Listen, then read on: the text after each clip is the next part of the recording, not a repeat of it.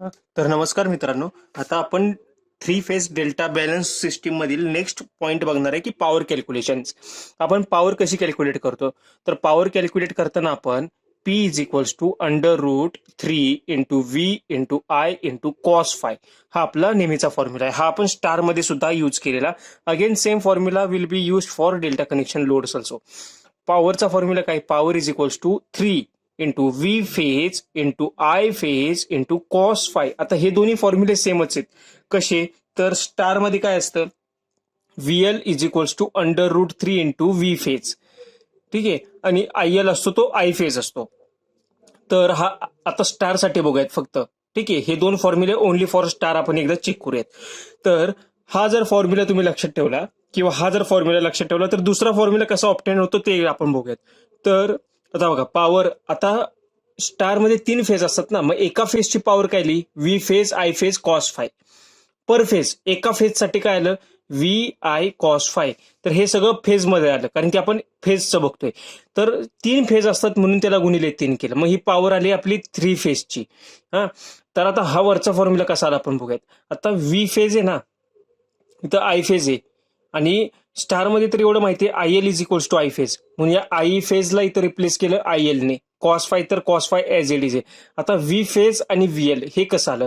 तर व्ही फेजला आपण रिप्लेस कशाने केलं? VL upon √3. हे जर मी इथं पुट केलं तर आपल्याला मिळणार आहे √3 into VL IL cos phi.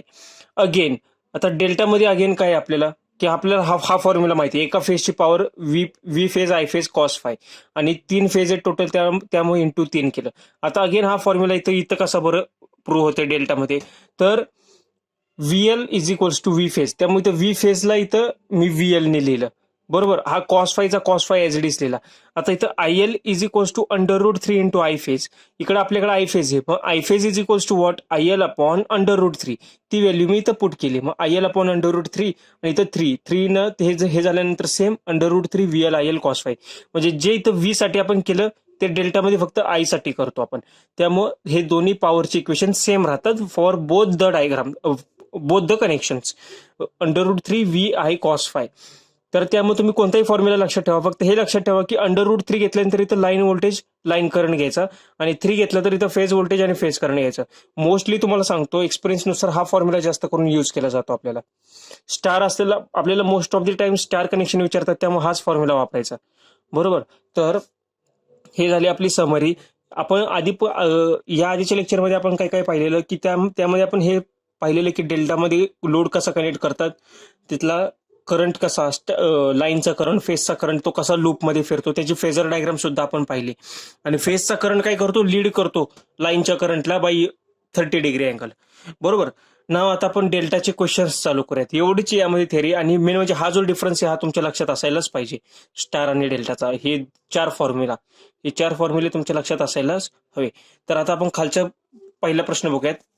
तर पहिला प्रश्न दिलाय, in each branch of star connected load has resistance 10 ohm. The resistance of each branch of equivalent delta load will be. हा प्रश्न विचारलाय आणि हा याच टाईपचा अगेन तुम्हाला एक सेम प्रश्न विचारला गेलेला, त्यामुळे सेम हा प्रश्न आहे. तर आता एक स्टार लोड आहे आपल्याकडं.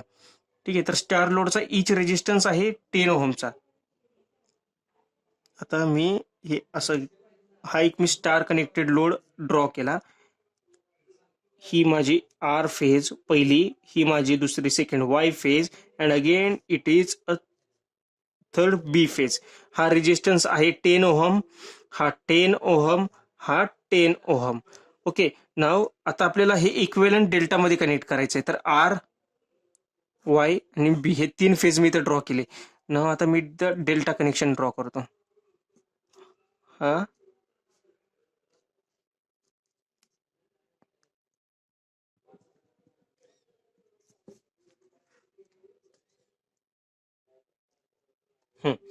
हे 3 आले. बरोबर. आता हे आपण काढलं डेल्टा कनेक्शन. ओके. नाव हा again R phase, again Y phase, again B phase. आता हे मला स्टार टू डेल्टा कन्वर्ट करायचंय. आतापर्यंत आपण एवढ्या वेळा पाहिले रेजिस्टन्स जेव्हा स्टार मधनं डेल्टामध्ये कन्वर्ट होतो तर तो रेजिस्टन्स कितीने मल्टिप्लाय केला जातो?